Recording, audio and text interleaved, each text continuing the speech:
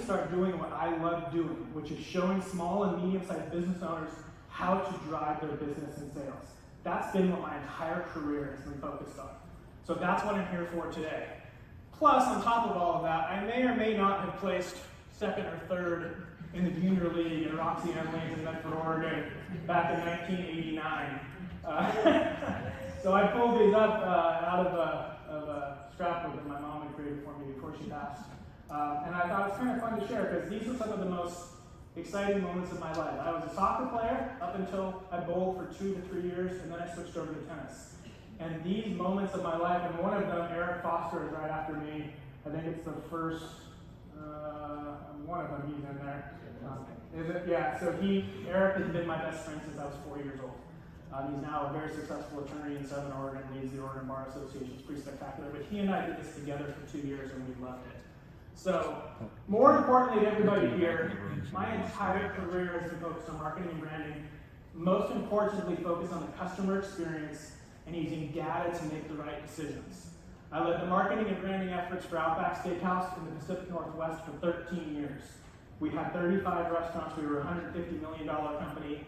And every single one of those restaurants operated as a small business. There were 35 restaurants. Each restaurant had its own local marketing and branding budget. I would fly into the town. I would go with the managing partner who had 10% ownership in that restaurant, and we would meet with radio stations and sports teams and nonprofit charities and all these cool things that were happening in the community to make sure that we could get our brand out there and be as positive an influence in that community as we possibly could be. And I loved it. It was the most passionate time of my entire life. Until the corporation, it's a corporately owned, publicly traded company, they decided to say, well, all the marketing dollars for every store nationwide have to come back to corporate offices for national television. And that's what prompted me to say, okay, it's time to move on.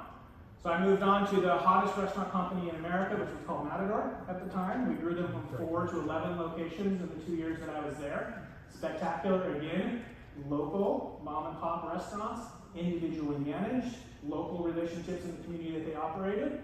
I went from there to a concept called Molbak's, which is the largest garden home retailer on the West Coast. Unfortunately, after 70 years, they closed their doors this past January, which was very sad.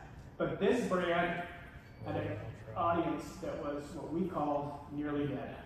They were an audience, the average age was 65 plus, usually 70 plus, and they were spending exorbitant amounts of money on products that were much less expensive online.